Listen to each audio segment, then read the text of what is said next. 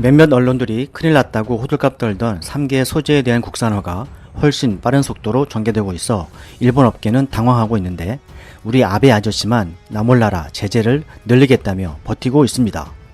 아직까지도 재고가 2주 남았네, 2개월 남았네 하면서 떠드는 국내 언론들은 의도가 무엇인지 잘 모르겠습니다.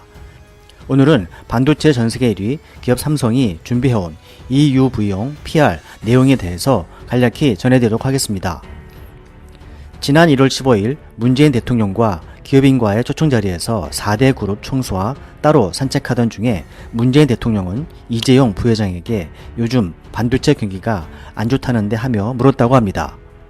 그러자 이재용 부회장은 좋지는 않습니다만 이제 진짜 실력이 나오는 거죠 라고 대답했다고 하는데요. 현재 일본의 수출 제재를 받은 3개 소재는 플루오린 플레이미드, 포토레지스트, PR, 감광액이라고 합니다.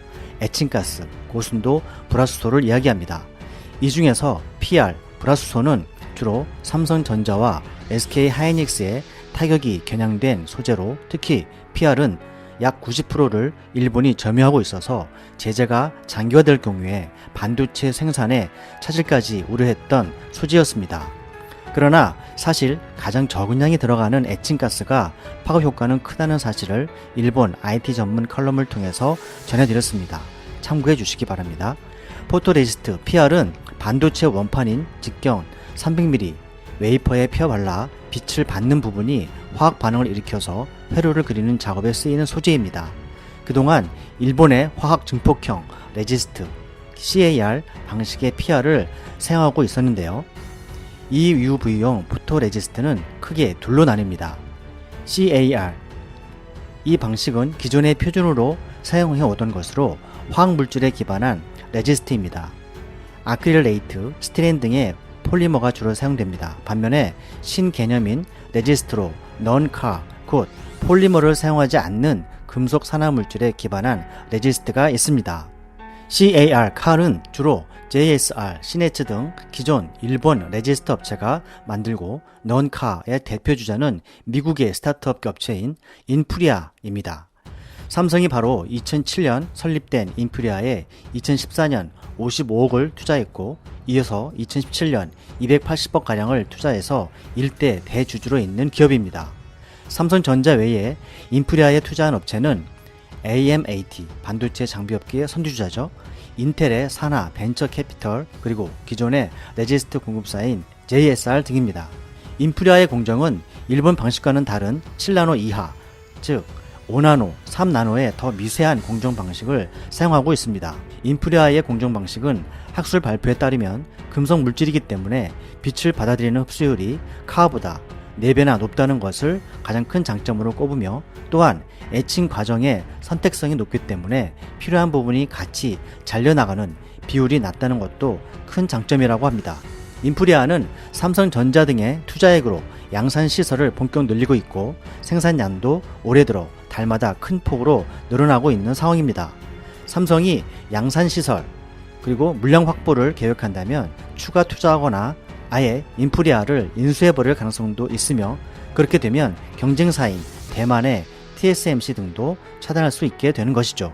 이재용 부회장이 2030년 시스템 반도체 1위 달성을 목표로 국내 화성에 EUV 전용 공장을 지어 본격 가동하는 것은 내년부터입니다. 여전히 세부 공정에 있어서 포토마스크 등은 일본 의존도가 높지만, 걱정하던 포토레지스트 PR에 대한 부분은 이렇게 국산화가 잘 진행되고 있습니다. 핵심 장비인 노광기에 있어서도 EUV용은 일본 기업들도 이미 포기한 상태라고 하고, 그렇다면 네덜란드의 ASML이 유일한 업체니까 이곳으로 대체하면 되는 겁니다.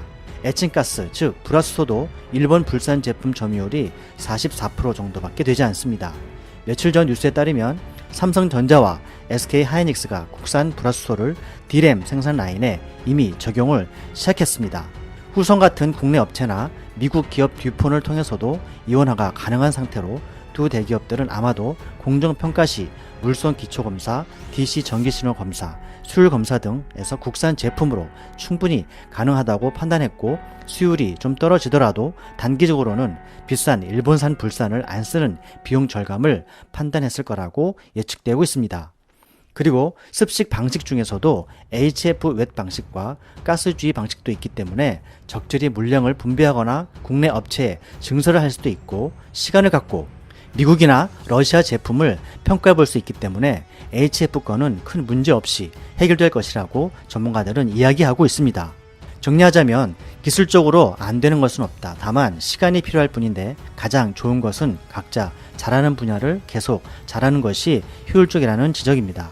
그러나 이번 사태를 통해서 한국 반도체 업체는 일본을 더 이상 신뢰할 수 없게 됐기 때문에 한국은 자체 개발이나 미국 대만 등으로 다변화할 것이 분명하고 결국 일본의 첨단 소재 산업은 장기적으로 큰 고객을 잃게 된 것이라는 것이죠. 재차 말씀드린 부분이지만 단기적인 타격을 한국이 잘 버텨내면 한국의 중소기업들의 경쟁력이 더욱 강화되고 경제 성장의 추동력이 될 것이라는 것입니다. 일본 아베가 오히려 한국의 매기 역할을 자초해서 도움을 준 것이라는 낙관적인 전망을 내놓고 있는 것입니다. 정부는 강력한 외교력으로 일본의 부당함, 침략성, 독재성을 전 세계에 알리고 대기업은 중소기업과 공조해서 독자적 기술 경쟁력 제고와 국산화에 집중하고 국민은 지속적인 불매운동 확산으로 아베의 지방창생 공약, 외국 관광객 4천만, 6천만 이 유치 목표를 좌절시킬 수 있도록 적극 참여해야 되겠습니다. 끝까지 시청해주셔서 감사합니다.